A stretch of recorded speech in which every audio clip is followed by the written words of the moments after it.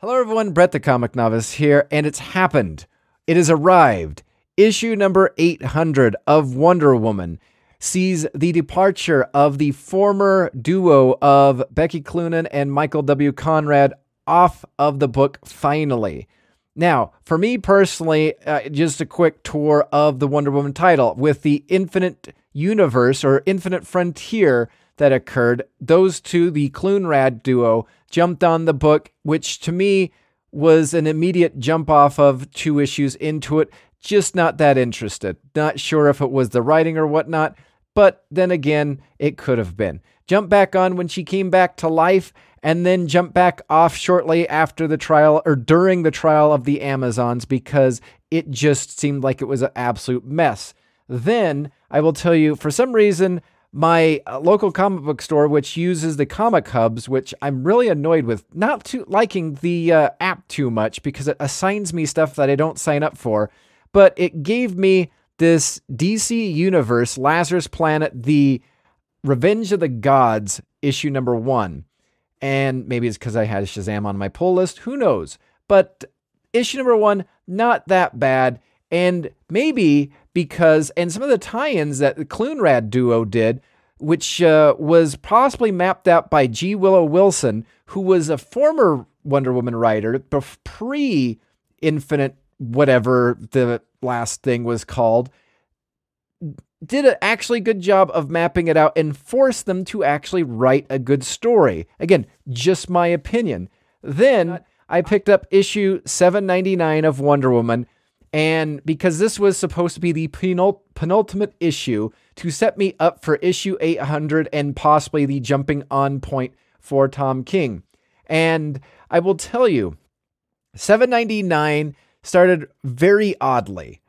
And we get these stories, Siegfried, the god or whatever that was with Wonder Woman at the very beginning of the Infinite Frontier thing, which I jumped off. Then it was Steve.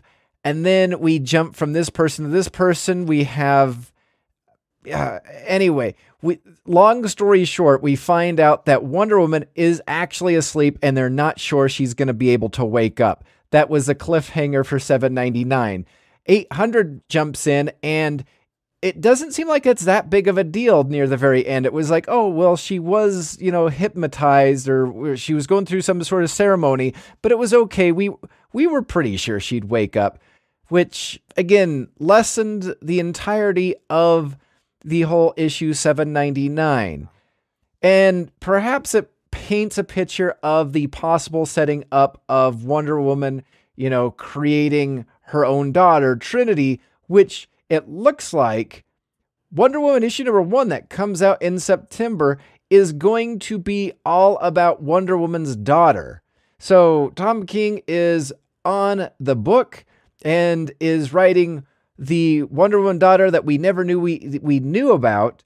And the sad part about it is one of the most exciting Wonder Woman characters that have come out was in the future state with the Yara Flor Wonder Girl or Wonder Woman at that point in time. She's now taken a sidestep to Trinity.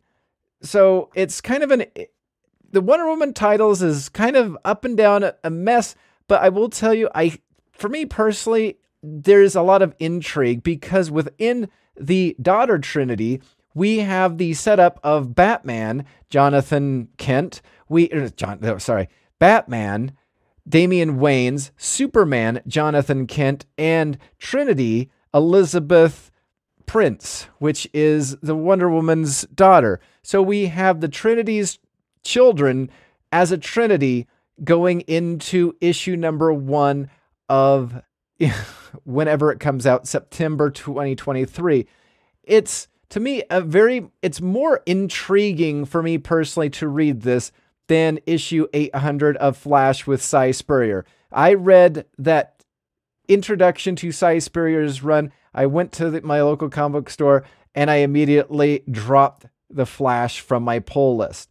That's just how underwhelming and kind of concerned I was compared to where I was with Jeremy Adams. Loved Jeremy Adams. I got multiple covers for the Flash run leading up to 800, and Now, sadly, I'm out of the Flash run.